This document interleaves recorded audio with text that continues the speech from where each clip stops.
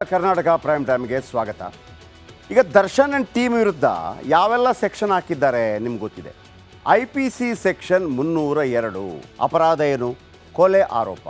ಕೊಲೆ ಬಂದರೆ 302 ಬರ್ತಾರೆ. ಕೊಲೆ ಆರೋಪದಲ್ಲಿ ಕೊಲೆ ಆರೋಪ ಸಾಬೀತಾದರೆ ಜೀವಾವಧಿ ಶಿಕ್ಷೆ ಕೊಡಬಹುದು ಅಥವಾ ಮರಣದಂಡನೆ ಕೊಡಬಹುದು. ಮರಣದಂಡನೆ ಮತ್ತು ದಂಡ. ಮರಣದಂಡನೆ, ಜೀವಾವಧಿ ಶಿಕ್ಷೆ ಮತ್ತು ದಂಡ ಇಷ್ಟಿದೆ ಇದರಲ್ಲಿ. ಕೊಲೆ ಆರೋಪ ಸಾಬೀತಾದರೆ ಜೀವಾವಧಿ 14 ವರ್ಷ ಅಂತ ಹೇಳ್ತಾರೆ. ಮರಣದಂಡನೆ ಇತ್ತು ಮೊದಲು, ಈಗ ಮರಣದಂಡನೆ ಮಾಡೋದು. ಯಾಕೆ ಅಂತಂದರೆ ಮರಣದಂಡನೆ ಕೊಡಬಾರ್ದು ಅಂತೇಳಿ ಆಗಿದೆ. ಆದರೂ ಕೂಡ ನಾನು ಹೇಳಿದ್ನಲ್ವ, 500 ಜನ ಈಗಲೂ ಇದ್ದಾರೆ. 9 ಜನರಿಗೆ 24 ವರ್ಷದಲ್ಲಿ ಕೊಟ್ಟಿದ್ದಾರೆ ಬೇರೆ ಬೇರೆ ಕಡೆ, ಬೇರೆ ಬೇರೆ ಕಾರಣಗಳಿಗಾಗಿ. ಅಂದರೆ ವಿಪರೀತವಾದಾಗಲೂ ಈಗಲೂ ಇದೆ ಅಂತ, ಬಟ್ ಕೊಡಬಾರ್ದು ಅಂತಿದೆ. ಆಮೇಲೆ IPC ಸೆಕ್ಷನ್ 34 ಇದು ಒಂದು ಉದ್ದೇಶಕ್ಕೆ ಗುಂಪುಗೂಡಿ ಮಾಡುವಂಥ ಅಪರಾಧ. ಇದು ಕೂಡ ಹಾಕಿದ್ದಾರೆ ಇವ್ರ ಮೇಲೆ, ಇಡೀ ಟೀಮ್ ಮೇಲೆ. ಇದಕ್ಕೆ ಕನಿಷ್ಠ 2 ವರ್ಷ ಸೆರೆವಾಸ ಮತ್ತು ದಂಡ ವಿಧಿಸಲಾಗತ್ತೆ. ಇನ್ನು IPC ಸೆಕ್ಷನ್ 364 ಅಪರಾಧ ಏನು? ಕಿಡ್ನ್ಯಾಪ್. ಯಾಕೆ ಕಿಡ್ನ್ಯಾಪ್? ಕೊಲೆ ಉದ್ದೇಶ. ಈಗ ಕಿಡ್ನ್ಯಾಪ್ ಅಲ್ಲ, ಮತ್ತೆ ಕಿಡ್ನ್ಯಾಪ್ ಯಾಕೆ ಮಾಡ್ತಾರೆ ಅಂದರೆ ಹಣಕಾಸಿನ ಬೇಡಿಕೆಗೆ ಕಿಡ್ನ್ಯಾಪ್ ಮಾಡ್ತಾರೆ. ಇದು ಕೊಲೆ ಕಾರಣಕ್ಕಾಗಿ ಕಿಡ್ನ್ಯಾಪ್ ಮಾಡಿದ್ರ. ಒಂದು ವೇಳೆ ಇದೇನಾದರೂ ಸಾಬೀತಾದರೆ ಜೀವಾವಧಿ ಅಂದರೆ 14 ವರ್ಷ ಅಥವಾ ಮರಣದಂಡನೆ ಮತ್ತು ದಂಡ. ಈ 2 ಕೇಸುಗಳು, ಕಿಡ್ನ್ಯಾಪ್ ಮತ್ತು ಕೊಲೆಗಾಗಿ ಕಿಡ್ನ್ಯಾಪ್ ಅಂತ ಪ್ರೂವ್ ಆಗಿಬಿಟ್ರೆ ಎರಡರಲ್ಲಿ ಮರಣದಂಡನೆ ಅಥವಾ ಜೀವಾವಧಿ ಶಿಕ್ಷೆ ಚಾನ್ಸ್ ಆಗುತ್ತೆ. ಇನ್ನು IPC ಸೆಕ್ಷನ್ 201 ಏನದು? ಸಾಕ್ಷ್ಯನಾಶ. ಏನು ಸಾಕ್ಷ್ಯನಾಶ ಮಾಡಿದ್ದಾರಲ್ವಾ? ಸತ್ತೋದ ನಂತರ ಆತನನ್ನು ಆ ಕಡೆ ಈ ಕಡೆ ಮಾಡಲಿಕ್ಕೆ ದುಡ್ಡು ಕೊಟ್ಟು. ಇದಕ್ಕೇನು ಶಿಕ್ಷೆ ಸಾಬೀತಾದರೆ? 7 ವರ್ಷದವರೆಗೂ ಜೈಲು ಮತ್ತು ದಂಡ. ಇದು ಸ್ವಲ್ಪ ಕ್ಲಿಯರಾಗಿ ನೋಡ್ಕೊಳ್ಳಿ ಇದನ್ನು. ಸಾಕ್ಷ್ಯನಾಶ ಮಾಡಿದ್ದಕ್ಕೆ ಏನು ಸಾಕ್ಷ್ಯನಾಶ? ಸತ್ತ ನಂತರ ತೆಗೆದುಕೊಂಡು ಬಿಸಾಡಿದ್ದಾರೆ, ಅದಕ್ಕೆ ಡೈರೆಕ್ಷನ್ ದರ್ಶನ ಹೌದು ಅಂತ ಹೇಳುತ್ತೆ. ಏನು ಆರಂಭಿಕ ಮಾಹಿತಿಗಳು ಅಂದರೆ ದುಡ್ಡು ಕೊಟ್ಟಿದ್ದೀರಿ, ತಗೊಂಡೋಗಿ ಅಂತ ಹೇಳಿದಿರಿ, 3 ಜನ ಸರೆಂಡರ್ ಮಾಡಿಸ್ತೀನಿ ಅಂತ ಹೇಳಿದ್ದಾನೆ, ಪ್ರದೋಷ ನಾನೆಲ್ಲ ಮಾಡ್ತೀನಿ, ಓಕೆ ಅಂದಿದ್ದೀರಿ, 7 ವರ್ಷ ಜೈಲು. ಇನ್ನು IPC ಸೆಕ್ಷನ್ 120B ಒಳಸಂಚು ಶಿಕ್ಷೆ 2 ವರ್ಷ ಮತ್ತು ಮೇಲ್ಪಟ್ಟ ಶಿಕ್ಷೆ ಆಗುತ್ತೆ. IPC ಸೆಕ್ಷನ್ 355 ಒತ್ತಡ ಹೇರಿ ಹತ್ಯೆ 2 ವರ್ಷ ಜೈಲಾಗುತ್ತೆ ಇದಕ್ಕೆ. IPC ಸೆಕ್ಷನ್ 143 ಅಪರಾಧ ಏನು? ಕಾನೂನು ಬಾಹಿರ ಸಭೆ, ಅದರಲ್ಲಿ ಮಾಡಿದ್ದಾರೆ ಕೊಲ್ಲೋದಕ್ಕೆ ಅಂತೇಳಿ, ಅದಕ್ಕೆ ಶಿಕ್ಷೆ 6 ತಿಂಗಳು ಜೈಲು. ಆಮೇಲೆ 147 ಅದೆಲ್ಲ ಬೇಕಾಗಿಲ್ಲ ನೆಕ್ಸ್ಟು. ಆದರೆ ಇದರ ಮಿಡ್ಲಲ್ಲಿ ನಾನು ಒಂದು ಮಾತು ಹೇಳ್ಬಿಡ್ತೀನಿ.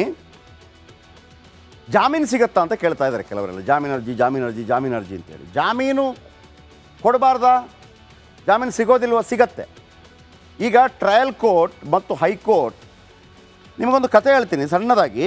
ವಿನಯ್ ಕುಮಾರ್ ಮತ್ತು ನರೇಂದ್ರ ಆ್ಯಂಡ್ ಕಂಪನಿ ಅಂತೇಳಿ ಒಂದು ಕೇಸ್ನಲ್ಲಿ ಸುಪ್ರೀಂ ಕೋರ್ಟ್ ಮಧ್ಯಪ್ರವೇಶ ಮಾಡುತ್ತೆ ಉತ್ತರ ಪ್ರದೇಶದಲ್ಲಿ. ಅಲ್ಲೇ trial court, high court, Allahabad high court ಅವರು ಕೊಲೆ ಆರೋಪಿಗಳಾಗಿದ್ದರೂ ಕೂಡ ಜಾಮೀನು ಕೊಡುತ್ತೆ. ಜಾಮೀನು ಕೊಟ್ಟಾಗ ಸುಪ್ರೀಂ ಕೋರ್ಟ್ ಮಧ್ಯಪ್ರವೇಶ ಮಾಡುತ್ತೆ, ವಾಪಸ್ ತಗೊಳುತ್ತೆ ಜಾಮೀನನ್ನು. ವಾಪಸ್ ಅರೆಸ್ಟ್ ಮಾಡಿ ಅವ್ರನ್ನ ಅಂತ. ಆಮೇಲೆ ಅದು ಕಟ್ಟುನಿಟ್ಟಾಗಿ ಒಂದು ಮಾತನ್ನು ಹೇಳುತ್ತೆ. ಏನು ಕೊಲೆ ಜಾಮೀನು ಕೊಡುವಾಗ ಏನೆಲ್ಲ ಗಮನದಲ್ಲಿ ಇಟ್ಕೋಬೇಕು? ಕೊಲೆ ನಡೆದಿದೆ, ಕೊಲೆ ನಡೆದ ರೀತಿ ಮತ್ತು ಗಂಭೀರತೆ. ಕೊಲೆ ನಡೆದ ರೀತಿ ಮತ್ತು ಗಂಭೀರತೆ ಅರ್ಥ ಆಯ್ತಲ್ಲ? ಮತ್ತು ಆ ಕೊಲೆಯಲ್ಲಿ ಆರೋಪಿಯ ಪಾತ್ರ, ಇದನ್ನು ನೋಡಿ ನೀವು ಜಾಮೀನು ಕೊಡಬೇಕು. ನಂಬರ್ 1. ಎರಡನೇದಾಗಿ ನೀವು ಜಾಮೀನು ಕೊಡುವಾಗ ಇದನ್ನು ಗಮನಿಸಬೇಕು. ಸುಪ್ರೀಂ ಕೋರ್ಟ್ ಹೇಳೋದು ಅದು. ಎಷ್ಟು ಕ್ರೂರವಾಗಿ ಕೊಂದಿದ್ದಾರೆ, ಎಷ್ಟು ಹಿಂಸೆ ಕೊಟ್ಟಿದ್ದಾರೆ, ಇದನ್ನು ಗಮನಿಸಬೇಕು.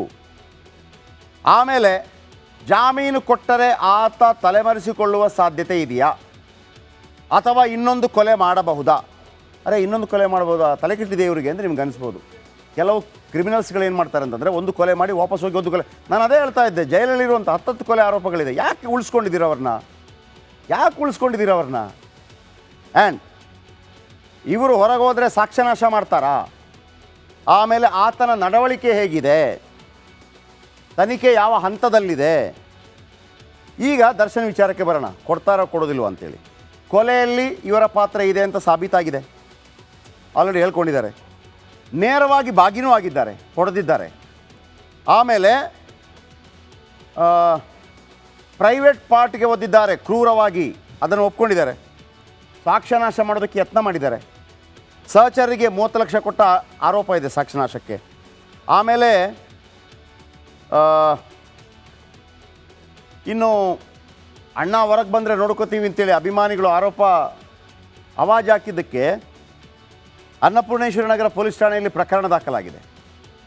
ಆಮೇಲೆ ಸೋಷಿಯಲ್ ಮೀಡಿಯಾದಲ್ಲಿ ಬೆದರಿಕೆ ಆಗ್ತಾ ಇದ್ದಾರೆ, ಹಂಗೆ ಮಾಡ್ತೀವಿ ಹಿಂಗೆ ಮಾಡ್ತೀವಿ, ಇವೆಲ್ಲವನ್ನು ಕೂಡ ಕೋರ್ಟ್ ಗಮನಿಸುತ್ತೆ.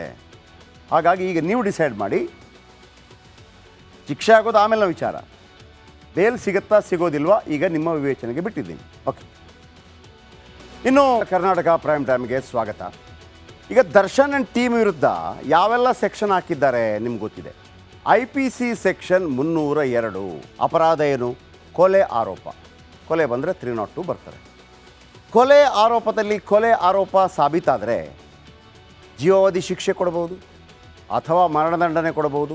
ಮರಣದಂಡನೆ ಮತ್ತು ದಂಡ. ಮರಣದಂಡನೆ, ಜೀವಾವಧಿ ಶಿಕ್ಷೆ ಮತ್ತು ದಂಡ ಇಷ್ಟಿದೆ ಇದರಲ್ಲಿ. ಕೊಲೆ ಆರೋಪ ಸಾಬೀತಾದರೆ ಜೀವಾವಧಿ 14 ವರ್ಷ ಅಂತ ಹೇಳ್ತಾರೆ. ಮರಣದಂಡನೆ ಇತ್ತು ಮೊದಲು, ಈಗ ಮರಣದಂಡನೆ ಮಾಡೋದು. ಯಾಕೆ ಅಂತಂದರೆ ಮರಣದಂಡನೆ ಕೊಡಬಾರ್ದು ಅಂತೇಳಿ ಆಗಿದೆ. ಆದರೂ ಕೂಡ ನಾನು ಹೇಳಿದ್ನಲ್ವ, 500 ಜನ ಈಗಲೂ ಇದ್ದಾರೆ. 9 ಜನರಿಗೆ 24 ವರ್ಷದಲ್ಲಿ ಕೊಟ್ಟಿದ್ದಾರೆ ಬೇರೆ ಬೇರೆ ಕಡೆ, ಬೇರೆ ಬೇರೆ ಕಾರಣಗಳಿಗಾಗಿ. ಅಂದರೆ ವಿಪರೀತವಾದಾಗಲೂ ಈಗಲೂ ಇದೆ ಅಂತ, ಬಟ್ ಕೊಡಬಾರ್ದು ಅಂತಿದೆ. ಆಮೇಲೆ IPC ಸೆಕ್ಷನ್ 34 ಇದು ಒಂದು ಉದ್ದೇಶಕ್ಕೆ ಗುಂಪುಗೂಡಿ ಮಾಡುವಂಥ ಅಪರಾಧ. ಇದು ಕೂಡ ಹಾಕಿದ್ದಾರೆ ಇವ್ರ ಮೇಲೆ, ಇಡೀ ಟೀಮ್ ಮೇಲೆ. ಇದಕ್ಕೆ ಕನಿಷ್ಠ 2 ವರ್ಷ ಸೆರೆವಾಸ ಮತ್ತು ದಂಡ ವಿಧಿಸಲಾಗತ್ತೆ. ಇನ್ನು IPC ಸೆಕ್ಷನ್ 364 ಅಪರಾಧ ಏನು? ಕಿಡ್ನ್ಯಾಪ್. ಯಾಕೆ ಕಿಡ್ನ್ಯಾಪ್? ಕೊಲೆ ಉದ್ದೇಶ.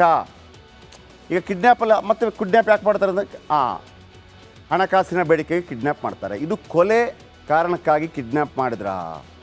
ಒಂದು ವೇಳೆ ಇದೇನಾದರೂ ಸಾಬೀತಾದರೆ ಜೀವಾವಧಿ ಅಂದರೆ 14 ವರ್ಷ ಅಥವಾ ಮರಣದಂಡನೆ ಮತ್ತು ದಂಡ.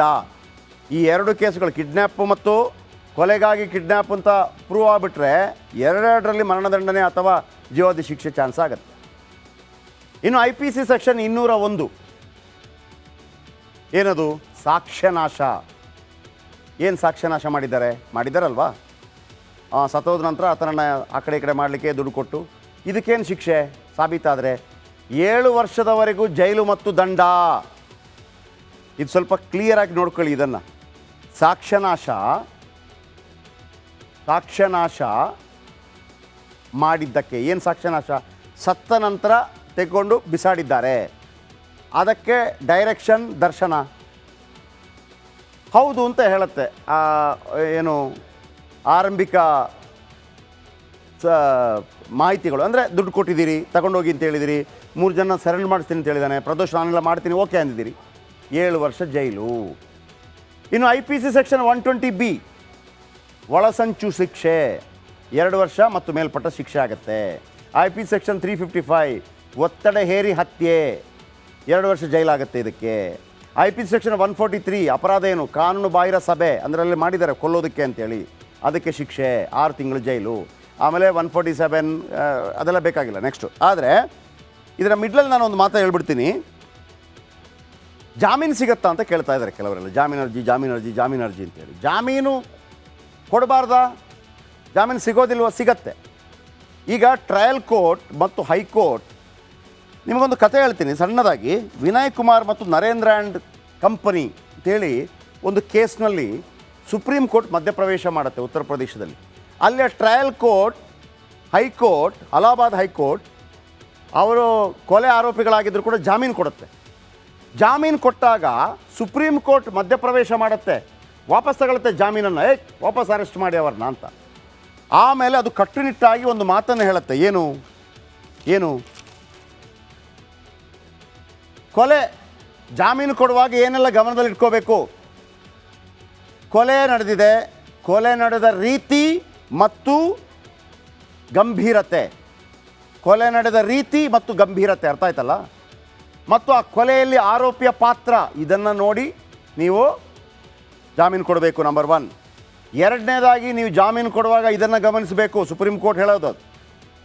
ಎಷ್ಟು ಕ್ರೂರವಾಗಿ ಕೊಂದಿದ್ದಾರೆ, ಎಷ್ಟು ಹಿಂಸೆ ಕೊಟ್ಟಿದ್ದಾರೆ, ಇದನ್ನು ಗಮನಿಸಬೇಕು.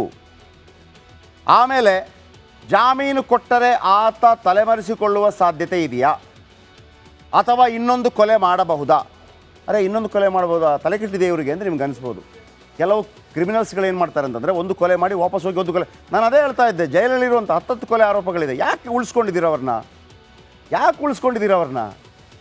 ಆ್ಯಂಡ್ ಇವರು ಹೊರಗೆ ಹೋದರೆ ಸಾಕ್ಷ್ಯನಾಶ ಮಾಡ್ತಾರಾ? ಆಮೇಲೆ ಆತನ ನಡವಳಿಕೆ ಹೇಗಿದೆ, ತನಿಖೆ ಯಾವ ಹಂತದಲ್ಲಿದೆ? ಈಗ ದರ್ಶನ್ ವಿಚಾರಕ್ಕೆ ಬರೋಣ. ಕೊಡ್ತಾರೋ ಕೊಡೋದಿಲ್ವ ಅಂತೇಳಿ. ಕೊಲೆಯಲ್ಲಿ ಇವರ ಪಾತ್ರ ಇದೆ ಅಂತ ಸಾಬೀತಾಗಿದೆ, ಆಲ್ರೆಡಿ ಹೇಳ್ಕೊಂಡಿದ್ದಾರೆ. ನೇರವಾಗಿ ಬಾಗಿನೂ ಆಗಿದ್ದಾರೆ, ಹೊಡೆದಿದ್ದಾರೆ. ಆಮೇಲೆ